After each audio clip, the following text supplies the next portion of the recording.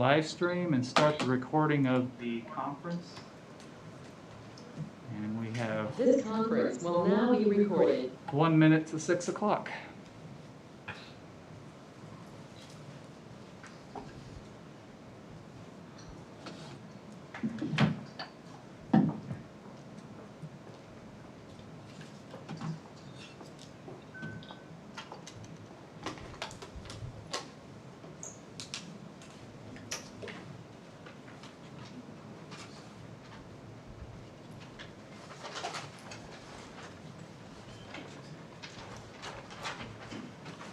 Are you ready, Mike?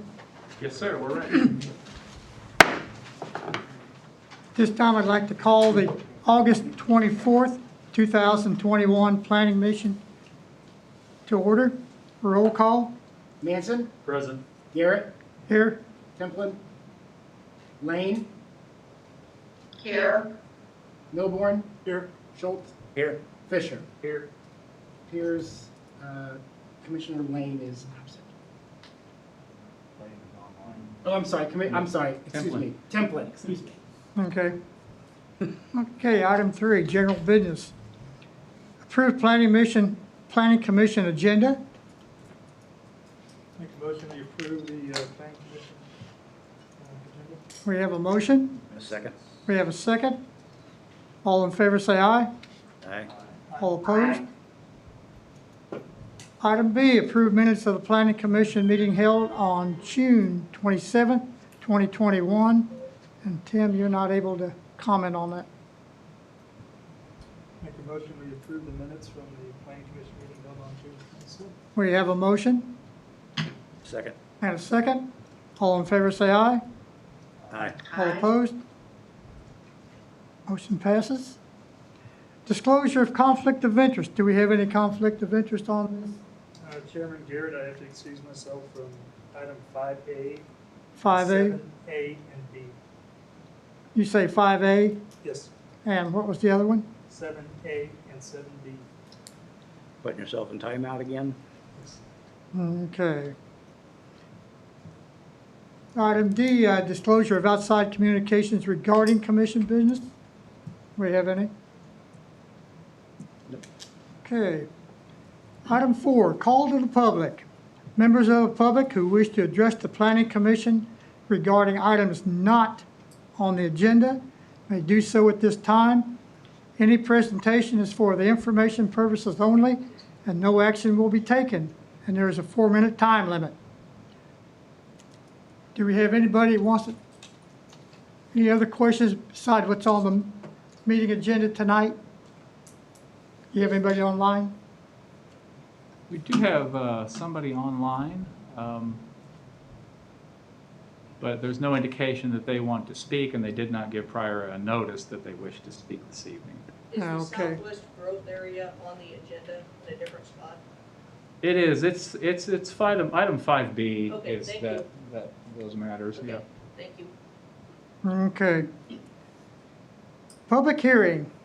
Item A, consider rezoning from C2 to R3 at 33391 Lexington and Golden Lane. Brad? All right, thank you, Mr. Chairman. Hang on just a minute, Brad, till Commissioner Milton gets out of the room. We'll make note of his leaving the room and recusing himself.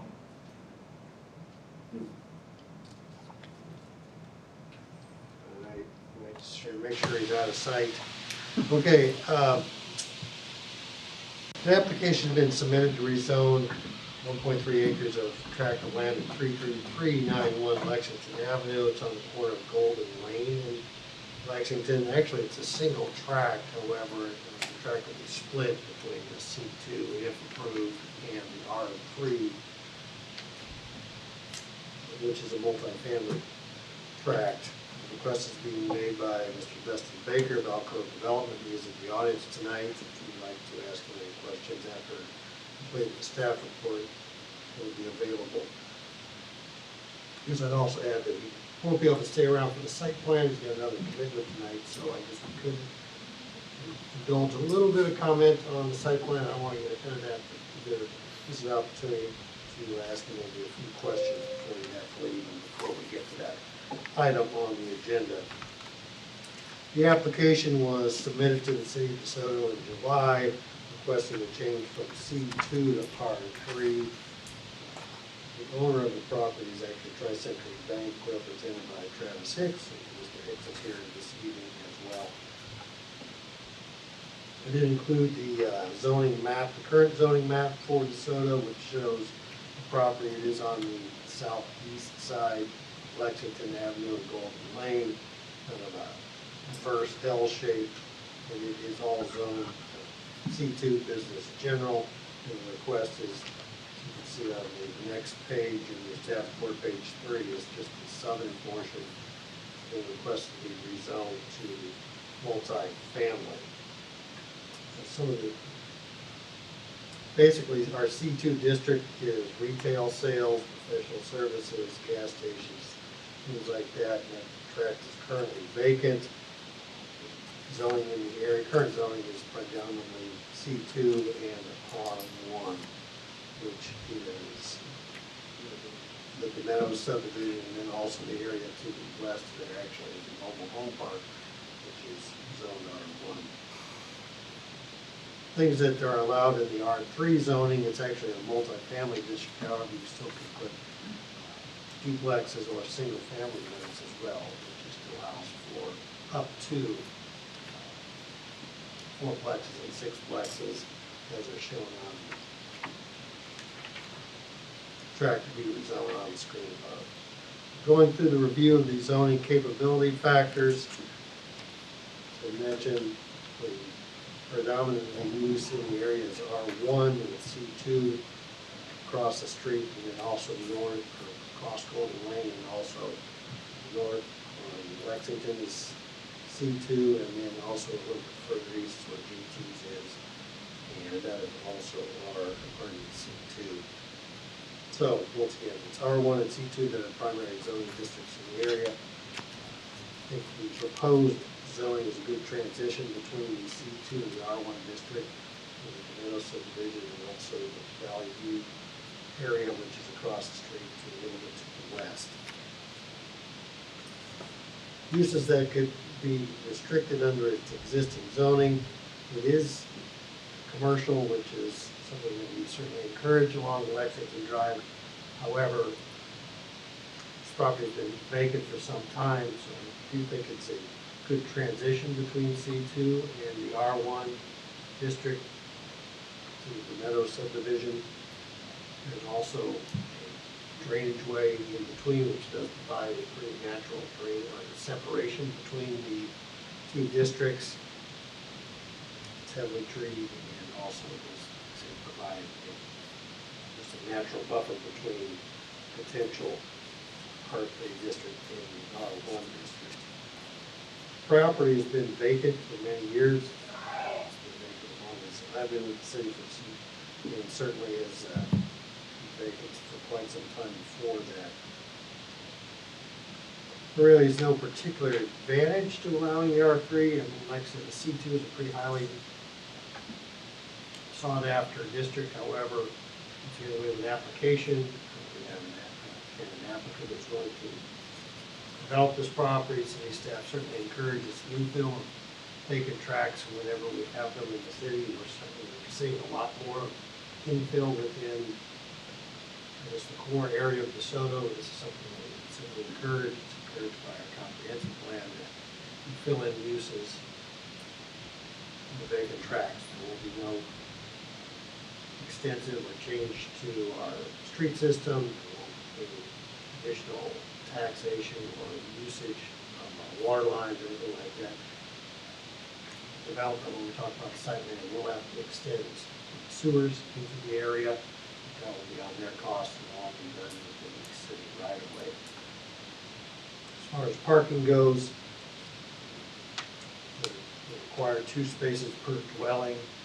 One of those spaces is a garage, and there'll be a stacking space behind that, and also because of the distance between the street and the community, so it actually could be one additional car. So, and there will be no on-street parking allowed on this site. So all vehicles will have to park in the driveways or in the garage.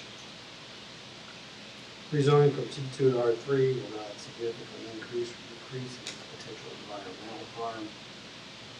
As I currently, the property is underutilized, the construction and development that increases the value will certainly help the economic base within DeSoto in terms of tax revenue.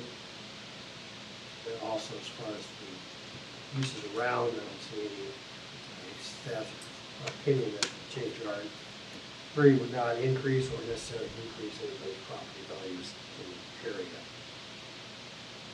So overall, staff feels there's little gain to the adjacent neighborhoods or general public in denying this change. It is also consistent with the comprehensive plan that we adopted several years ago. When I talked about comp plan tonight, those suggested changes to the comp plan on our next item do not affect this part of the survey. As I said, staff recommended approval of the zoning request, however, it is the planning commission's decision, and it does go to the city council for final approval on the zoning. This time, I'll conclude my comments, stand for any questions you have, and I'd say the applicant is here, so if you have any questions for the applicant, certainly address them. Do any of the commissioners have any questions for Brad? This just rezoning for part of that lot? That's correct, just the southern part is, Mike's got it shown up here on the screen. The northern part will remain C2. It's also in the site plan, that'll be an office building for commercial. Linda, did you have any comments on this? No, looks pretty straightforward to me, thank you. Okay.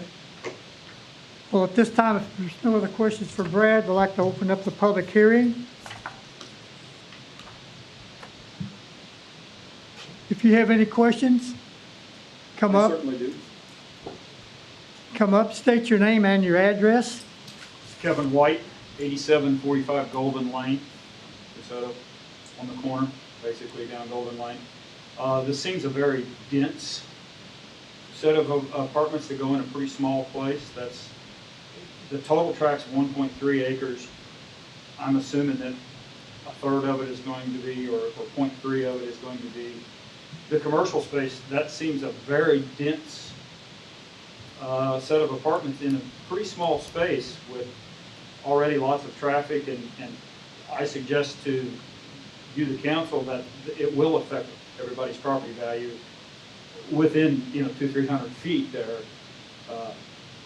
I would like to see something on that corner too, but I don't think 14 living spaces fits there.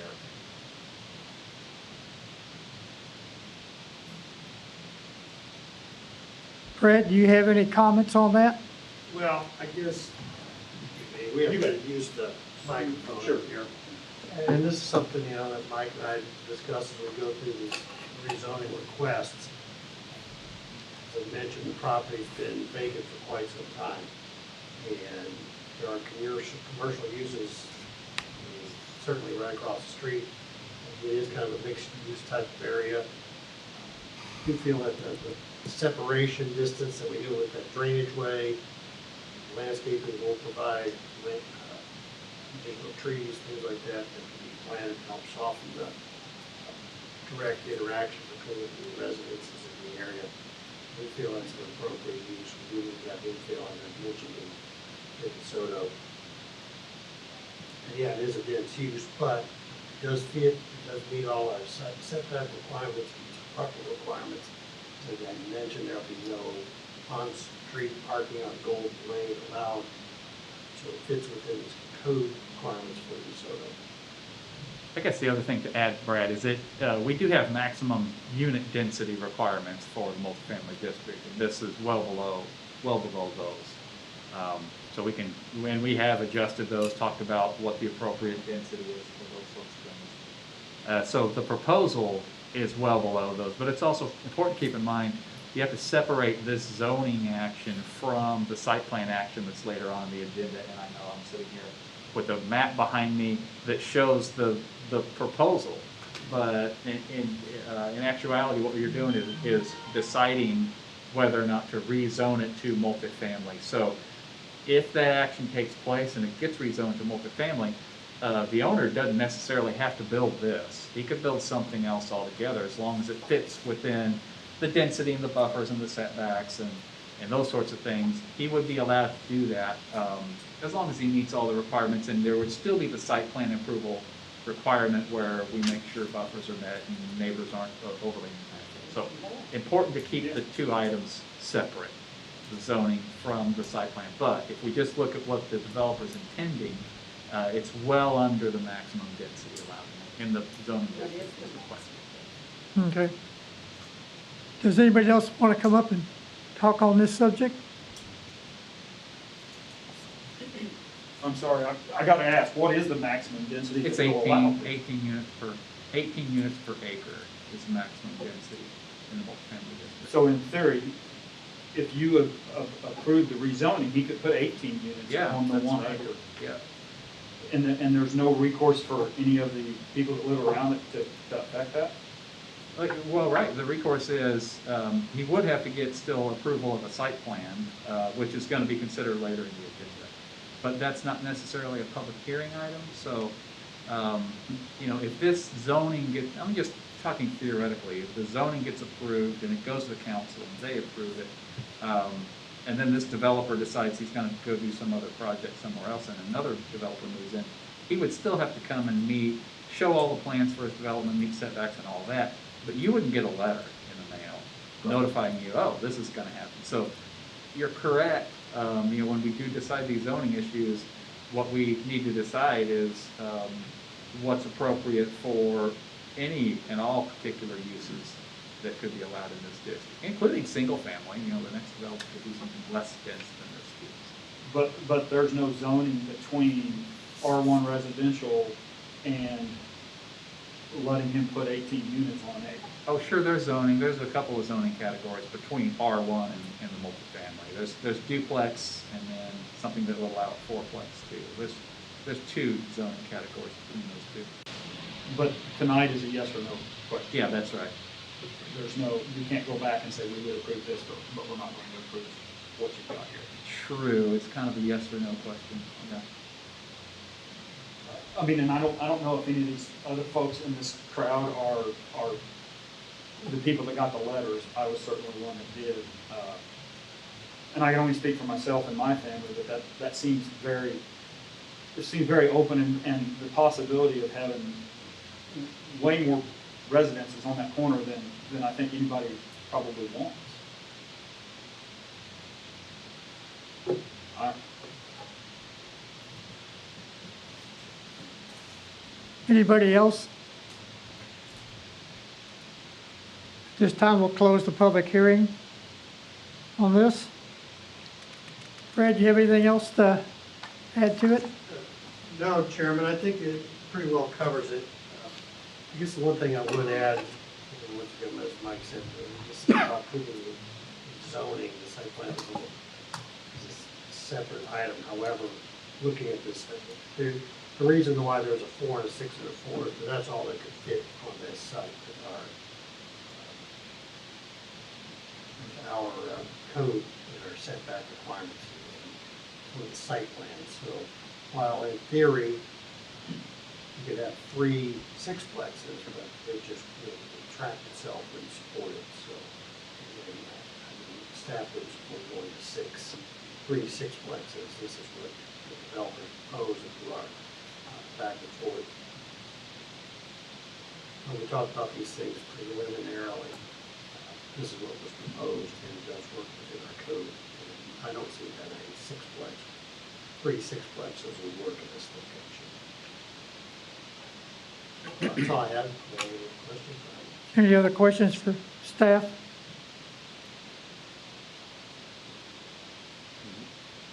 This time we'd entertain a motion on item A.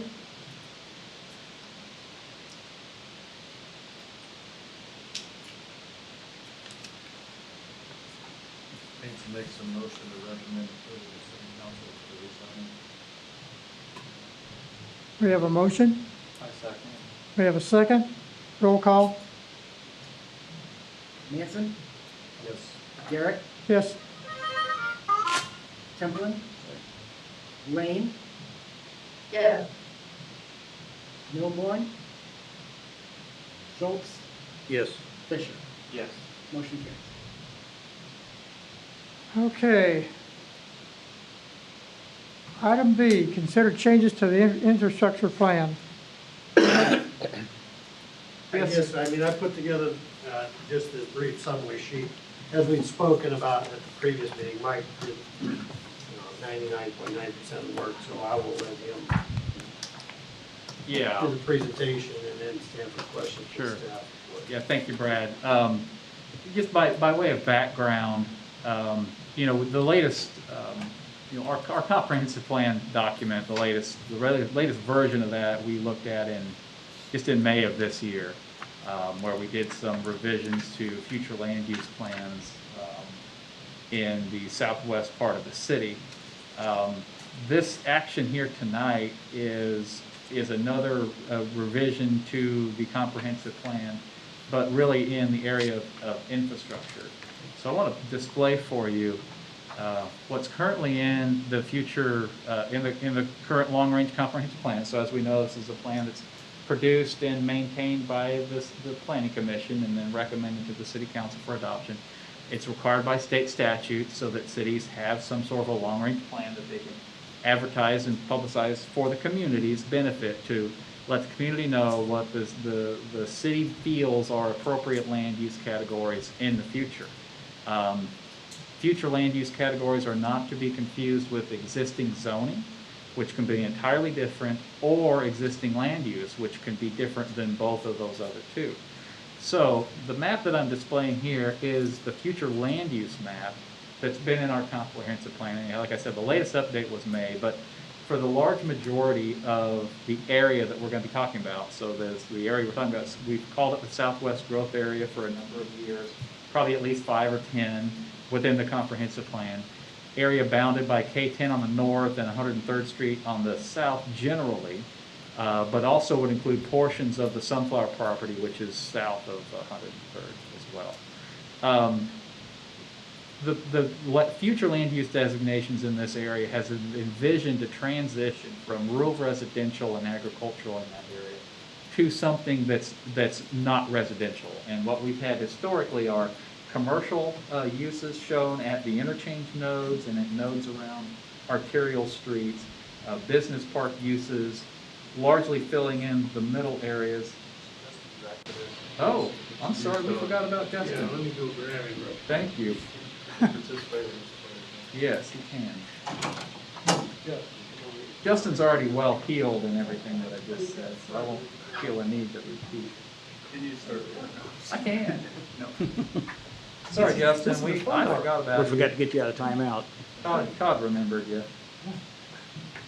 Thanks, Todd. I want you to be able to participate. I know, hell yeah. I was just giving a little background on the comprehensive plan and showing the future land use map here. So for decades, we've envisioned, and the comprehensive plan has reflected a transition from the rural to non-residential uses. And actually with the latest revisions that we did last year, included some of the low to moderate density residential uses. And I'm going to try to get this centered here. So this area I've got the cursor on here shows some moderate density residential uses, but for the large part, you can see commercial projections along interchanges, light industrial for some of the larger undeveloped portions, and then a mixed use category that kind of fills in the rest. The action that we're doing tonight will not change any of those future land use designations at all. What we've done in the last 6 to 12 months was commissioned a study, and we've done some of our own study about the types of infrastructure that would be required to support the types of land use patterns that we've envisioned in this area for more than 20 years. Now, it's important to notice that Chapter 5 in the comprehensive plan is really the one that talks about those future infrastructure plans. So the comp plan is kind of an all-encompassing document. A lot of what you see and what we consider here, well, what we just considered with this previous zoning request, we looked at the future land use map to see if it was conforming with the zoning that was being requested. The future land use map is often the document that everybody looks at, but the comp plan is full of demographic information, growth projections, and it has a chapter on utilities and transportation and public utilities. And that's where we lay out our vision for what we see the future needs will be. And so for 20 years, we've had future public facility envisioned for the areas all throughout town, and for the growth area in the Southwest. And I'm just scrolling through, and this is the chapter. What I've got shown here is the existing comprehensive plan. So chapter 5 talks about transportation, so it talks about the roads, access management to those roads. It talks about water and sewer infrastructure as well, because those are the main ones that the city is responsible for, and those are the sort of guidance that we need for the city council and the community at large to work those plans into action, like into a capital improvements plan. So that's why we project these things going out in the future. So the current plan has those projections in it, and I'm going to just scroll down to here to some of the existing maps. So this map that we've got shown here shows future transportation networks. So the thick red lines are future arterial roads. The dotted lines are the blue lines are collector roads. If they're solid, they're on existing alignments, and if they're dotted, they're on maybe new alignments, so we don't have a road yet. This map, or one exactly like it, has been in the comp plan since 1998, at least, and shows these types of road corridor networks extending out from existing infrastructure. Similarly, the next map in the plan is a pedestrian corridors map. This is a relatively new one. We added this one in the last couple of years. That's been in there historically. We're not going to change any modifications to that one. There's a viewshed overlay map. I'm just scrolling through the maps that are in there now. This is the existing water system with service territory shown. And then there's this map that shows future water service territories. This map that shows water extension possibilities. And then last one is the sewer. The existing sewer system is there. And then this one shows future sewer collection systems. So if you just want to take a little closer look at this one, you see the existing collection system in the shaded area.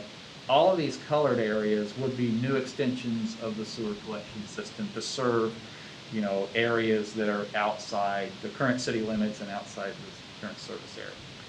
Those are the maps. It's the infrastructure specifically focused on the Southwest Area Plan that we're considering revising tonight. So really it's a nuts and bolts revision amendment to the comprehensive plan, and it just underpins what's been there for decades really, and it would support the land uses that are already shown on our future land use map.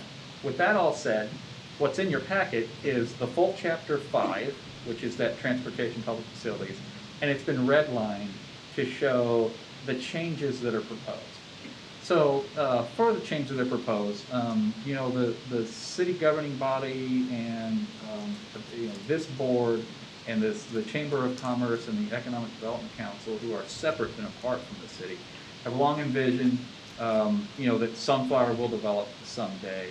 There's other large areas, large tracts out there in that area with good access to highways and relatively flat ground that could be suitable for economic development on a relatively large scale, light industrial or production type facilities. And so part of that, we wanted to get a better feel. We wanted to get some cost estimate numbers on what infrastructure might cost, and put a little finer pencil to exactly what those improvements might be doing. So the Chamber of Commerce commissioned this study, and the city did it jointly with them, for Burns and McDonnell to look at that, they call it a backbone infrastructure plan. Look at what it's going to take to do the roads and the water and the sewer out in the area of the Southwest Area Plan. At the same time, there's been a lot of interest in the Gabriel property, which is a 318-acre parcel off the northwest corner of 103rd and Edgerton Road with 2 good accesses to the highway. And then in the meantime, while that study was being conducted, we have been approached by the owners of the sunflower property who now indicate to us that the northern portions of that has been environmentally remediated to the point where development in the near term is possible. So we've been having those discussions with them. So there's kind of three parts to it. It's the Gabriel, the sunflower, and kind of all the rest of it that we've supplemented what the consultant gave us on Gabriel and on the Southwest area plan with the infrastructure that we're going to be looking at for sunflower, and came up with these infrastructure plans. And so we're working those documents into the comprehensive plan. So chapter 5 that you have in your packet that I'm showing here is a red line of the changes that we're proposing meant to work all those documents into the comp plan. I want to kind of skip over the red lines here just for a moment and go down to the staff memo that we put together. This would be, this map here would be a change to that future arterials map. Just some revisions to the road alignments in the area. Similar change here on the water service territory to show some future water mains in that southwest area. And the sewer is the same way. I want to skip down to these maps here. So these are the general areas that we've been talking about that we're trying to get a better feel for infrastructure on. So Gabriel's there, SWA is just the southwest area, and then sunflower is shown in orange. We show road networks. So the roads are divided into arterials, major and minor, and then collector roads. And they're differentiated in their scale. So, 6-lane, 3-lane, 2-lane, with, without curb and gutter is differentiated on here. Similarly, sewer, taking a closer look at phasing and exactly what's going to be needed to sewer these areas. We've had in our plan for a long time a regional pump station near Kill Creek and 95th Street that would take most of this area, would flow by gravity to that point. Then we would pump it west along 95th to an existing utility corridor that runs along Sunflower Road that goes north and runs right by the sewer treatment plant. So that's been the general plan for the sewer really for 20 years. Only difference really is kind of the phasing, timing of some of that, and then the addition of the Gabriel property, which would also have to be a pump station, would have to be built to serve that area. Similarly here, this shows the water. Water's a little more complicated because we have a rural water district that has service territory out there, so we're working in harmony with them to see who's most able and best able to provide the best service, the lowest cost to any future development. So the purple areas are existing or proposed future rural water district service territories, and the green is existing or proposed DeSoto. So these lines show new water mains that would be needed to support those. I did mention the infrastructure report that we had commissioned. So that would become an appendix to the comprehensive plan, and I'm showing that here. It's in draft form. We presented this to the council Thursday, just so kind of the whole, just the basic plan, not really the mechanics of the comprehensive plan revisions, but the results of the infrastructure planning. This was presented to the council as well. It did not have the draft stamp on it at that time, but they hadn't seen it before. They need to review it. There will be revisions to this. I've stamped it draft. So that's there, and also as an appendix, and that Burns and Mack study is pretty voluminous. Also as an appendix will be, and I'm hoping the thing loads here, a supplemental report that I had prepared, really that kind of brings it all together. It includes the Southwest Growth Area, Sunflower, and Gabriel, and that's this memo dated August 9th. If you want to if you read this memo, it kind of explains the concepts, the thought processes behind how we decided the sewer was going to be phased. It goes into some narrative detail about the improvements. It also gives all the cost estimates for all the improvements. Now, this was an important part. Now, you don't usually see cost estimates in a comprehensive plan. I didn't include them in the text of the chapter or anything, but as an appendix, I thought it was appropriate. the memo is clear, and there's nothing in the comp plan, but the memo is clear that we have not, none of these are in the capital improvements plan of the city. We're not spending any public dollars out there. There's been no really indication of actually implementing these, but these are future plans. It does state in the comp plan document and in the text of the staff report that the general approach would be that new development would pay for whatever new infrastructure that's going to be needed to support that development. So if property owner XYZ needs a sewer extension that's going to cost $100,000, that property owner is going to pay for that extension. We're not going to be distributing those costs over a wider area to include people who are just trying to live out there. So that is stated as a policy in the comprehensive plan and in this document here. So I will stop there when I answer any questions that the Planning Commission might have, and also remind you that it's a public hearing item. So. Does anybody have any questions for Brad or Mike? I guess I got a couple questions. I guess first off, are we voting on updating this tonight? Is it going to come back again as a final draft, or is it? We could. I did not put the clean version in your packet. If you wish, you can table it till you see the clean version. So we're going to vote on tonight and then go to city council. Yeah, that was the intent. Okay. Yeah, and it's the red line version of Chapter 5 with those maps that are attached to those. So let me take this opportunity to just go through those just a little bit. So, Chapter 5 red lines, pretty self-explanatory. You know, what's been added is shown in red and stricken is shown crossed out. We will replace map 5.1 future transportation with this map, and again, the only changes really are in these areas southwest of the city.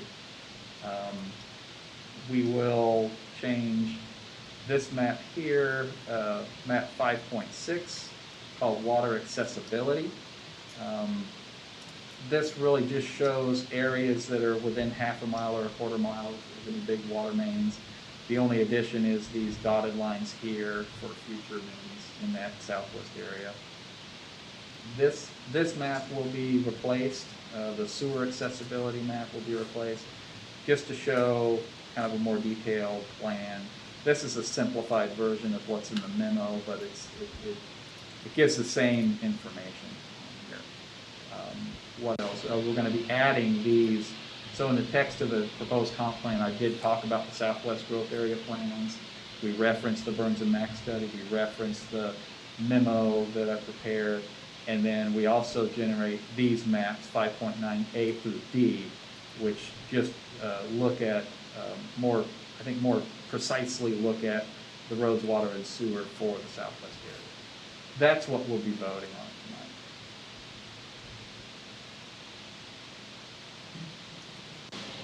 Do you have anything else?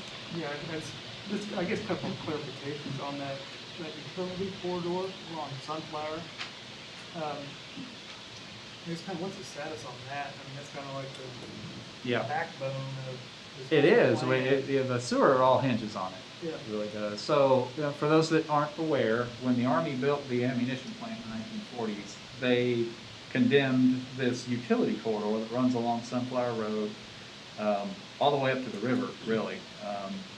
And the utility corridor includes raw water mains from the city's wells along the river that pump raw water up to the treatment plant.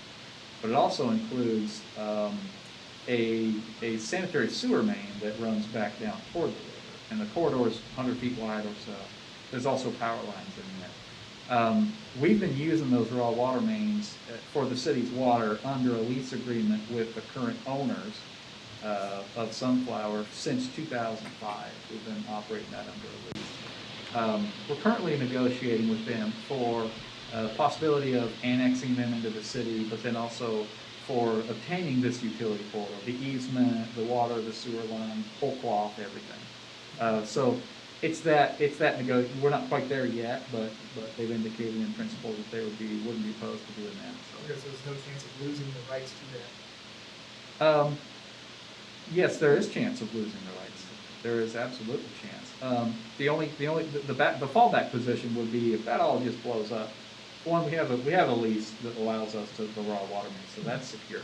But if they just say, no way, we're not doing anything on the sewer, we could build our own sewer line within that same corridor, and operate that. And the plan, the 12-inch sewer line wouldn't be enough really to do much of, I mean, if what happens in the southwest growth area is anything having to do with production, one user could use up all the capacity in that 12-inch sewer main. So the plan contemplates construction of a parallel 24-inch main that would also go down to the sewer plant. So it's likely we'll be building another bigger main beside that. So that's kind of a fallback plan on the utility corridor. I don't know, maybe this is diving into the weeds. How old is that pipe? Is it? Yeah, it's so it actually served. It was a force main that came out of a sewer treatment plant that the Army built in the mid-1980s, and that plant took industrial waste from their facility and other places around, and treated that, and then sent the effluent to the Kansas River.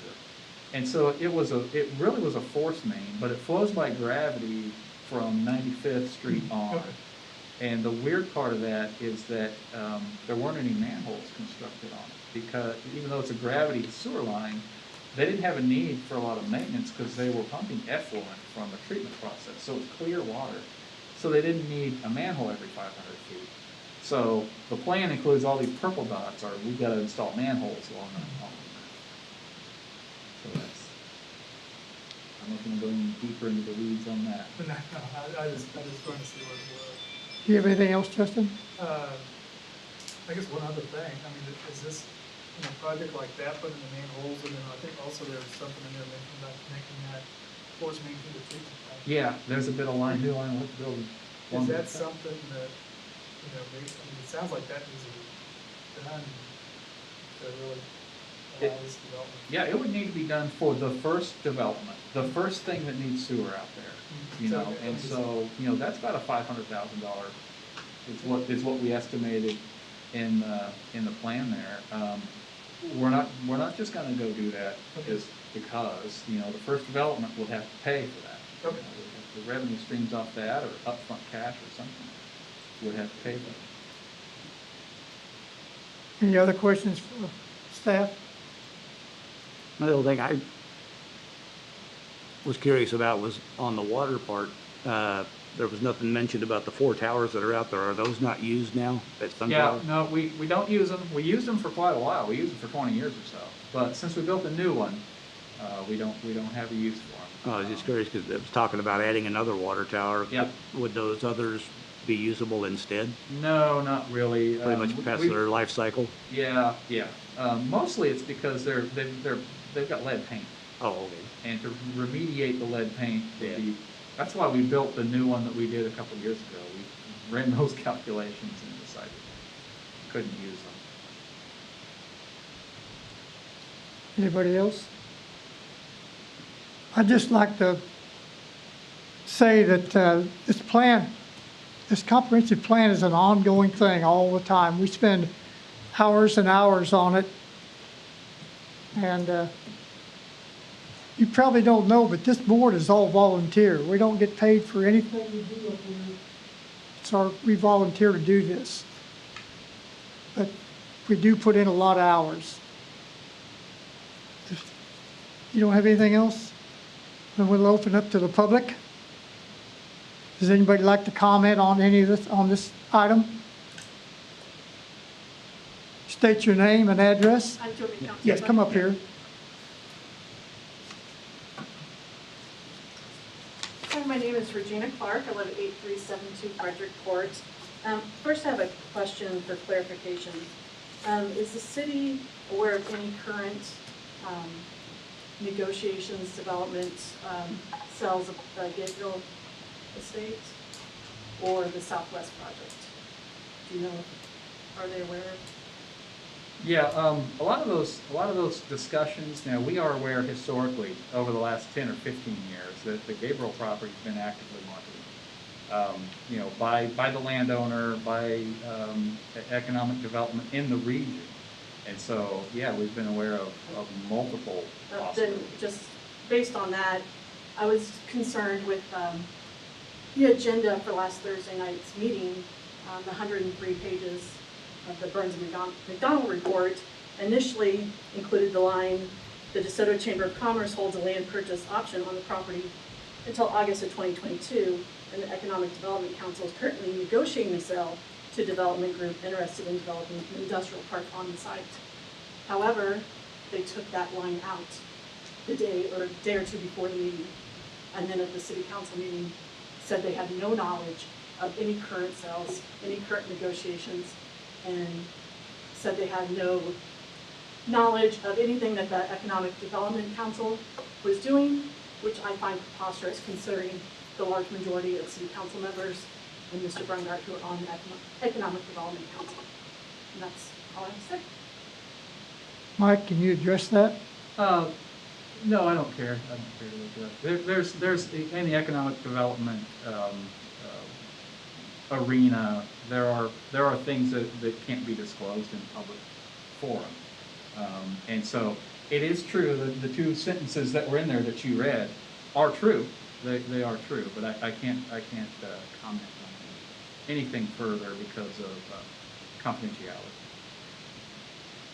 Okay. Anybody else? Yeah, Steve Marcotte, 8629 Primrose Street. As other cities have done this in the past, I've seen where the county has come in and negotiated a better deal with this land for them to stay in the county, as far as taxes and so forth. Is that going to happen here? Is that being figured in, or what? Because there's people that's built outside the city to save on taxes. It's been done in other towns. This could happen in this case here. It may go to Johnson County and not to DeSoto. Is there any thought to that? Is there any? I know other cities that had businesses move out of town, move to the county because they pay cheaper taxes. Well, no, we haven't discussed it. Just curious. Yeah, I think obviously our preference would be that anything that development happens in the, of any nature other than just rural residential stuff, we prefer that to happen in the city. The county's rural comprehensive plan doesn't envision that type of non-residential development occurring in the county. But you're right. I mean, it can happen. I mean, I'm just curious if you've given any thought. We've got, obviously conversive relationship, very, very good relationship with the county, county planning and the DOCC as well. Yeah, you're right. There's nothing to say that it couldn't happen out there. Right. As far as I have heard from like Senator Morgan, that there may be, I don't know about the Sunfire ammunition plant, it may be 50 years, 100 years from now. The government's not throwing money in it to clean it up. Very little from what we said. From what was coming out of it from them guys. They're not gangbusters about cleaning it up right away. So, and I don't know when they're going to turn that loose. But just kind of curious what the plan includes in on that. Hearing different things. So. See, I've not heard that. Have you heard anything? Well, we're pretty confident that redevelopment possibility is much more imminent than 50 years. Yeah. And the Corps of Engineers, for what it's worth, has given very public updates on their remediation process.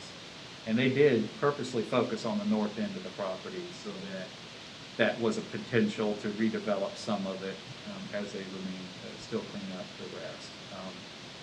Yeah, so we're relatively confident. Now economic factors could slow progress to remediation and otherwise.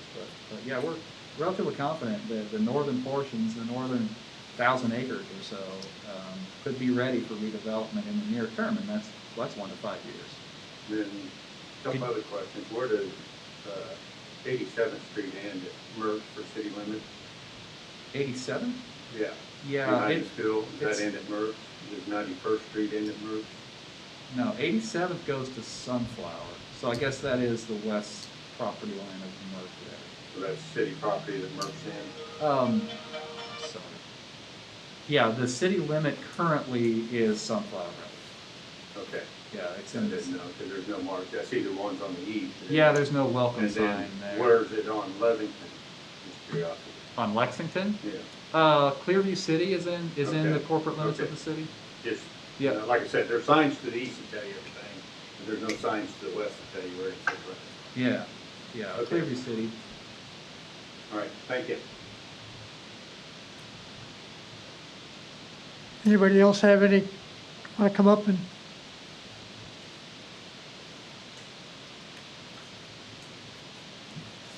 Donna Funk, we live at 9965 Edgerton Road.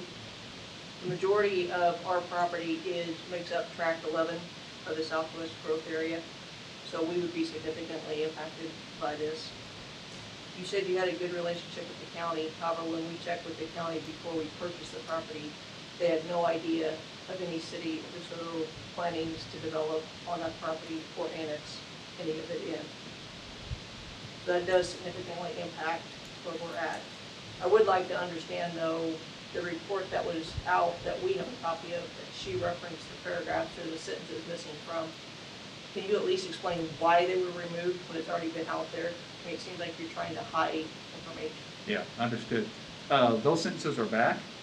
What I can say is that that report is in draft form. The council hadn't seen it. It was not marked draft when we Yeah. pulled it off of your website. Yeah, understand. That was a mistake. I apologize for that mistake. It's a draft. So likely that report will change again. Not in any grand context, but there are some mislabels of some areas and some other inaccuracies in there that will likely change before we finalize it. So are you more focused on the Gabriel property than Sunflower at this point? Not at all. Pardon me? What do you mean focus? Where's your main area of interest for more immediate development, like Well, Sunflower I or think Gabriel? it's all. I mean, it's. I would say they're relatively parallel tracks. Now, Sunflower is a lot more complicated issue, and it's KDHE's involved, the state's involved, the county's involved, so it's a lot more complex to doing that from there. So do you have to annex in any of this property before you can develop? Yeah, if it is to develop, obviously in the city under It's our not in the city guidance. right now. Yeah, there would have to be annexation actions taken. Yes. So what rights as landowners and homeowners in that area that cannot vote for any of you because we're not in the city, what rights do we have in any of that? Yeah, well, under state statute, pretty much they changed state statute several years ago, such that it's almost impossible for a city to annex somebody unless they volunteer to be annexed. So as long as you don't raise your hand and ask to be annexed, we couldn't annex your property. Does that also mean we would not be forced to be on city sewer, city water, none of the city utilities that we currently do not have? Yeah, there's no plans for forcing any utilities or any utility fees or benefit districts on anybody who isn't interested in that. It's not been our practice. I know, historically in Johnson County, it's been done, and statutorily it's possible, but the city of DeSoto has never taken that stance, and there's no current plan to do that. How do you factor in those that have built homes in that area that you're now looking to totally repurpose? Or do you care? That's why this is a public hearing item, and that's why any sort of planning approvals would also be public hearing items. The development of this would definitely decrease the value of our home and our property, without a doubt.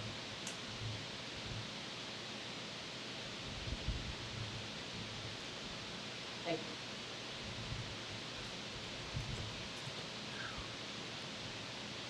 Anybody else?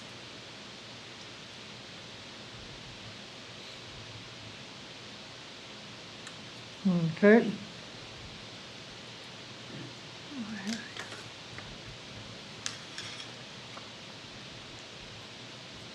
Okay, we'll close the public hearing.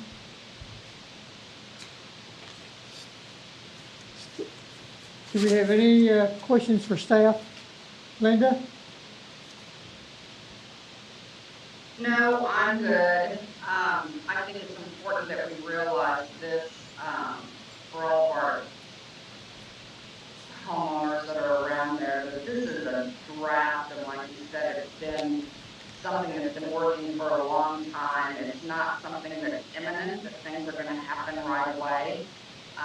Could it? Yes, in the next few years, but there's no, it doesn't definitely mean that it's gonna happen just because we're working on it. Like Mike said, we've been working on this for quite some time, and it depends on economics, on how it will be developed, and there's a lot of factors involved. So, is it concerning to the homeowners? Yes, I understand that very well, but it's something that's been in the works for years and years and years, and anybody that knows Sunflower and knows the city of DeSoto knows that it's something we've been interested in developing is continuing to improve our city. So that's really all I have. Thank you. Justin? I think I'm good. Todd?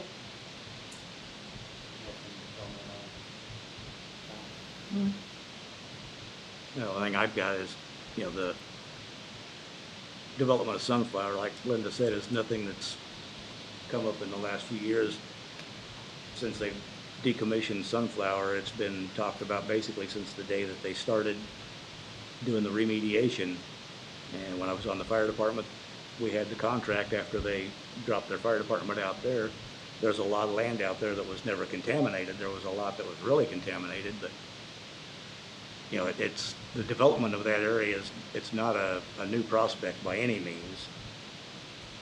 One time they were talking about, I think it was Land of Oz, doing an amusement park, Right. and industrial out there. So that's been at least 20 to 30 years probably. So I do want to point out, if somebody comes in with a project, they still have to come back through this body with the site plan and zoning or whatever, so they still have, if somebody comes in, they still have a chance to comment on the plan that they present to the planning commission.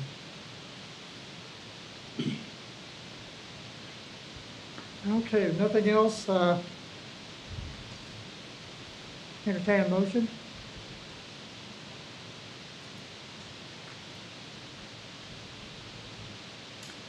I would make a motion that we table this till we get a final draft for approval. We have a motion to table till we get a final draft. Yep, and not a red line, something. Okay. We have a second on that? A second. You second it? We have a motion and a second. Roll call? Manson, Yes. Garrett, Yes. Templin, Lane, Yes. Milborn, Yes. Pope, Yes. Fisher. Yes. Motion carried.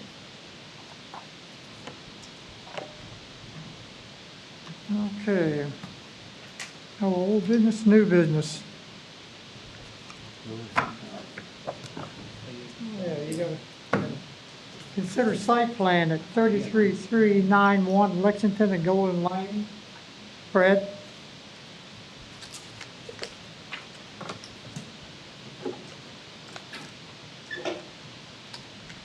All right, thank you, Chairman.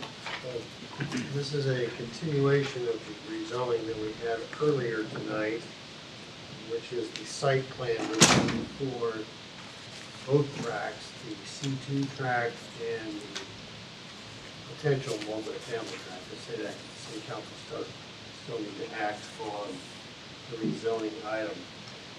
However, as you do know, the site plans are approved by the planning commission. It does not require city council action on that. So with that, within your packet, I do have the development submitted that does show the elevations of the proposed multifamily units, elevations of the office building, and also floor plan of the multifamily units as well.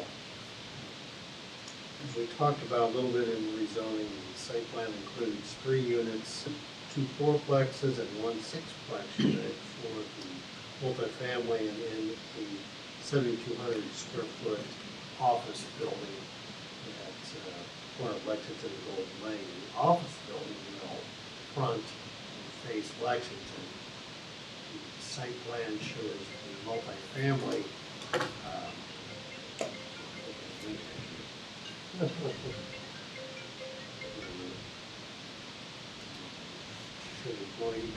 all right, anyway. The site plan itself, as I mentioned, the multifamily units show along Golden Lane, the office building structure faces out front toward Lexington. One thing that's important to note at this point in the site plan is we do have architectural standards and review, which is why the elevations have been important. We want to make sure that the developments are quality, they are modern, fit the current standards for building construction, and certainly are a benefit in addition to the city of DeSoto, and something that I'll be proud of here in town. As part of also the site plan, I mentioned there's a landscape plan that needs to be included in the process, which the developer has submitted. It shows single plantings along Golden Lane. Also, you can see it's very heavily buffered, more buffered on the commercial side of things. Then also, there is a pretty significant tree line behind the properties for buffer up to the R1 for the mobile home park. And as I mentioned several times, fairly significant buffering of native trees, the growth that occurred along the drainage area between Meadow subdivision and this potential development. As far as trash use, we also have those discussions as well. The commercial building will have a trash container on the northern portion of the site. You kind of see it's off to the right there in the cursor. It is contained on the property, so that won't impact the developments or the property owners to the east. Multifamily units will not have, there won't be this community dumpster in each location because the individual units will have their own trash service from our carrier here in town. So there won't be any community dumpster, and it'll be all individually required from each unit. Stormwater detention is not needed. The site drains directly to the Kill Creek, directly into Kill Creek, so we don't need to have any kind of stormwater detention. We did talk about a little bit about the photometric plan.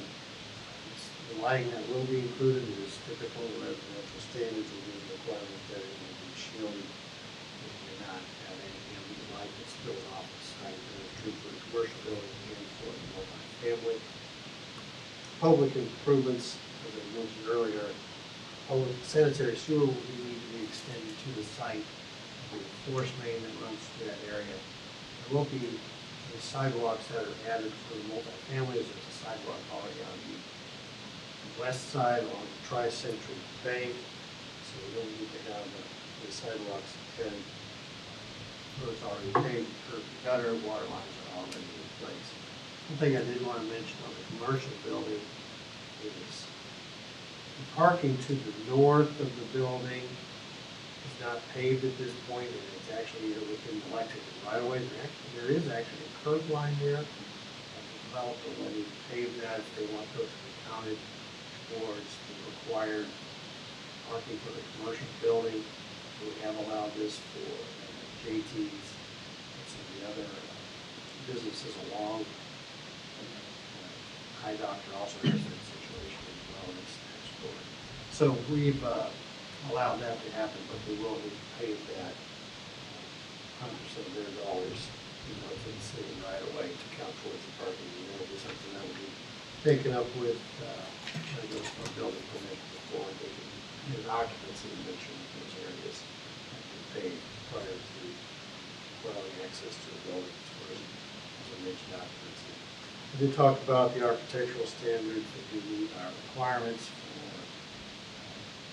stone, glass, along those lines, architectural details. This time, no signage has been requested for the commercial structures. There'll be a separate permitting process that was going through our building official, mentioned landscape. That does meet our requirements as well. Still right-of-way items being requested as the existing right-of-way is sufficient enforcement and sanitary seal on Golden Lane. I've mentioned that the Planning Commission does make the final decision. This is, as far as the site planning effort goes, this is something that we decide on. And if there's any additional items you'd like to see addressed, you can certainly make those suggestions and bring them to the applicant. This time, as I mentioned, we have a couple stipulations. One is in the parking area along the Lexington right-of-way that is paid by the applicant. And the commercial use, the lighting needs to be directed downward and shielding areas and not spill over onto or spill outside the property lines. With that, concludes my staff report. I'll certainly stand for any questions that you all may have. Any questions for Brad?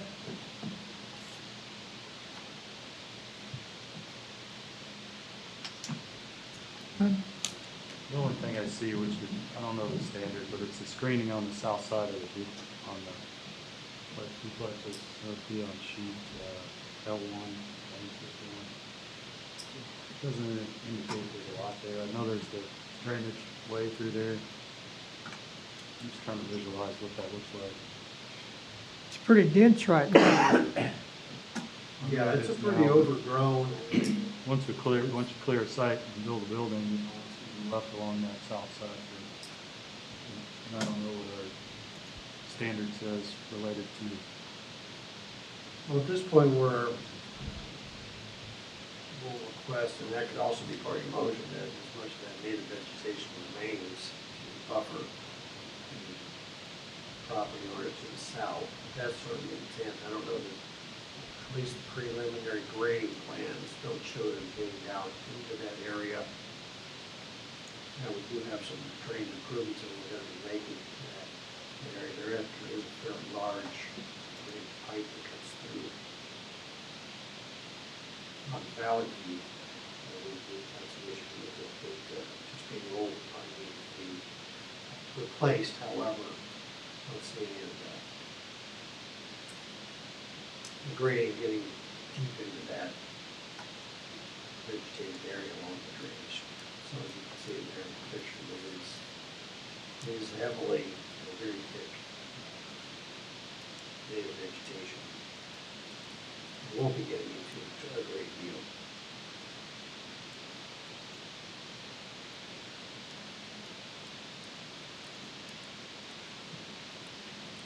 Any other questions? But if you like, I mean, you can make that part of your motion. It's an additional. Well, I would like to see that area south of there, don't clear cut it, just leave it as heavily wooded as can be done. Yes, understood. I think that that be part of your motion. To make sure that that gets directed to staff and also as part of the public record for your approval. Okay. Anything else? Any other questions? We have need a motion? Include the exceptions? I make a motion to approve the site plan with the, how do we want to word that? Conditions? With the condition that the streamway stay undisturbed as much as possible. Right. To keep an adequate screening along the south side. Second. We have a motion and a second. Any further discussion? Roll call. Manson, Yes. Garrett, Yes. Templin, Lane, Yes. Milborn, Schultz, Yes. Fisher. Yes. Motion carries.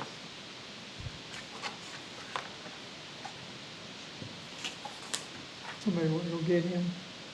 Oh, I think got he's to sit recused this from one the next out. item as well. Yeah, he's still in timeout. Oh, yeah. Oh, he's got this one too. All right. Consider site plan for High 10 Properties, Lot 3. Fred? All right, thank you, Mr. Chairman. So we have a site plan before you. This is simply part of the High-10 development. The rezoning occurred quite a while ago, and this is just an ongoing step in the process as far as developing that site. Most recent application, site plan application before you was probably about a year and a half ago. That was the O'Reilly's, which is now finally underway. It took them quite a while, but they're now moving along quite rapidly with the development of that building. This is being submitted by Travis Hicks, who's in the audience tonight. This area is actually just east of the O'Reilly's on the curve of Commerce Drive. The actual address is actually 91st Terrace, looking over the building. From a visual standpoint, will front and look like the front of the building should be on Commerce Drive, but it was actually addressed off 91st Terrace, at the corner of 91st and Cedarwood Street. Typical to site plans, you'll have the landscape plan, building elevation, floor plans, which are all included in the packet. Also, the grading plan, which shows utilities, the items that are necessary to train the site and make sure it fits within all the standards that we require for commercial development. There will actually be no public utilities on this project. Everything is contained within the site, so I did want to make that note. I did actually not include, or it wasn't quite accurate when it said later in the staff report, under easements and lot line zone, there will be necessary needs for dedication of right-of-way or easements on this. As stormwater will be included on site. It does tie into a public junction box. Sanitary sewers are already been installed. Sidewalks have been installed along Commerce Drive. Cedarwood will, parking on First Street, there will be a sidewalk along Cedarwood that will be installed. Parking does meet our standards. The drive-through lanes, you can see on both east and the west side of the proposed structure. There is a common trash dumpster, which will be enclosed and screened. There's also landscaping items that are part of this project. Interestingly enough, the architectural standards are met because it's also basically an island building. Those standards apply to all four sides, so there are architectural features all the way around this structure that I think is a benefit to the development and to the overall architectural features within the building itself. As I mentioned, this is a approval made by the Planning Commission. It does not go to the City Council. We did talk about a photometric plan. I don't know. There are some issues that could come up in play with this. Is a commercial development. Typically, we require a photometric plan. I don't know if that's necessarily. It's in our staff report. It's in the staff report as something that needs to be completed. I do think that you could waive that requirement. Once again, it is a variance. It's not. There is some the apartments to the north of this location. However, it's a multi-family location. It's a very commercial area, but as part of the step, it is part of that. So if you did want to discuss and waive that requirement, I don't think staff would have too much of a problem with that.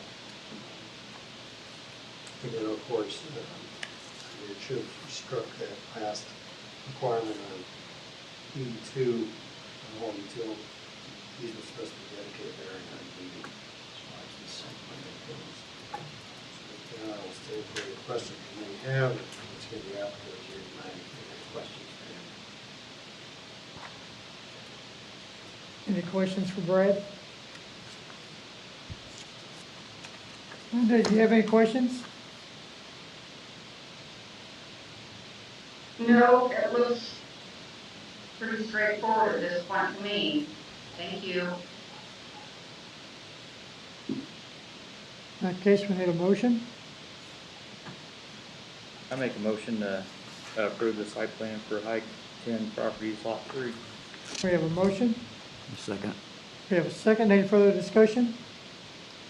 Roll call. Manson, Yes. Garrett, Yes.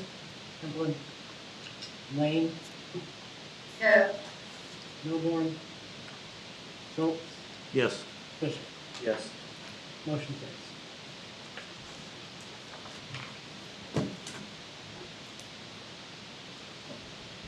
Okay.